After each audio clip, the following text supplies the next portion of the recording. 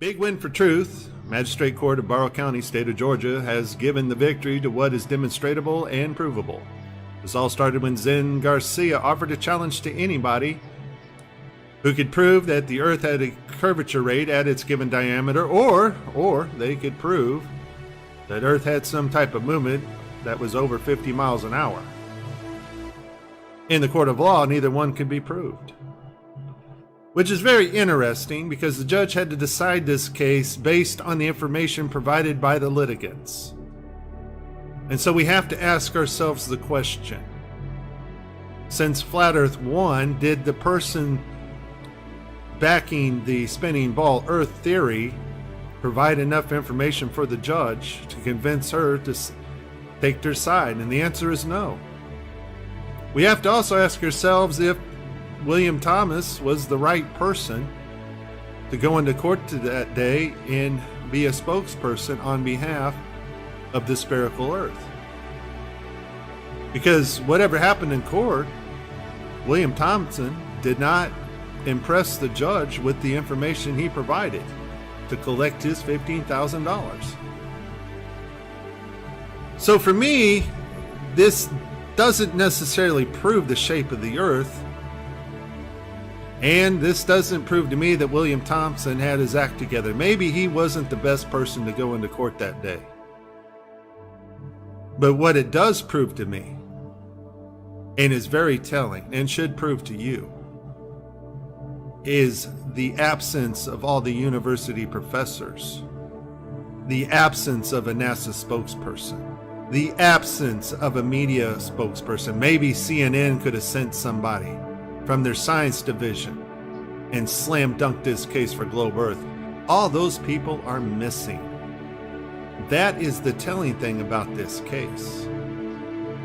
Because the judge based her decision on who was more believable and who had the most evidence, and Zen Garcia slam dunked this. Earth has no curvature. Earth is not moving.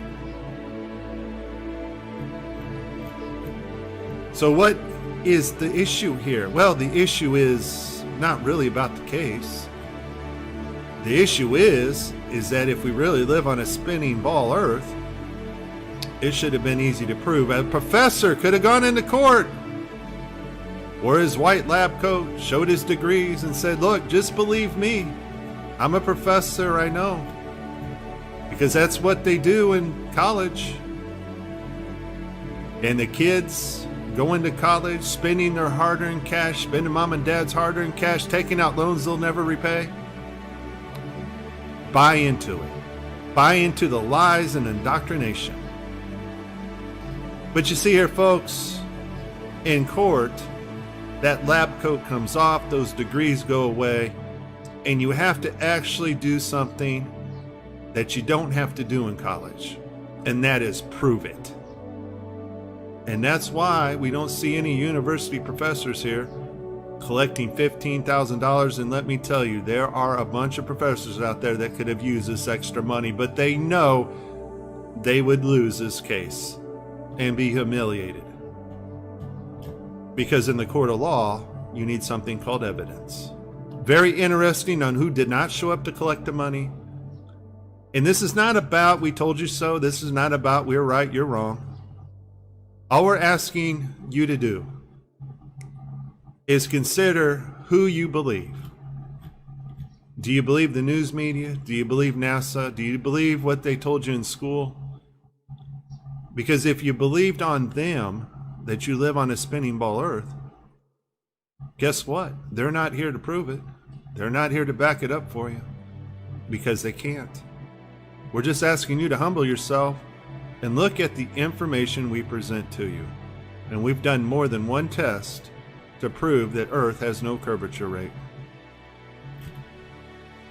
Think about it. It's called faith-based indoctrinated religion. And what you think is science, what you think is logic, well, who did you hear it from? Do you trust that source? And I, for one, trust nothing coming out of the news media and none of the sciences our government propagates. And you too should also consider, have you proven it for yourself?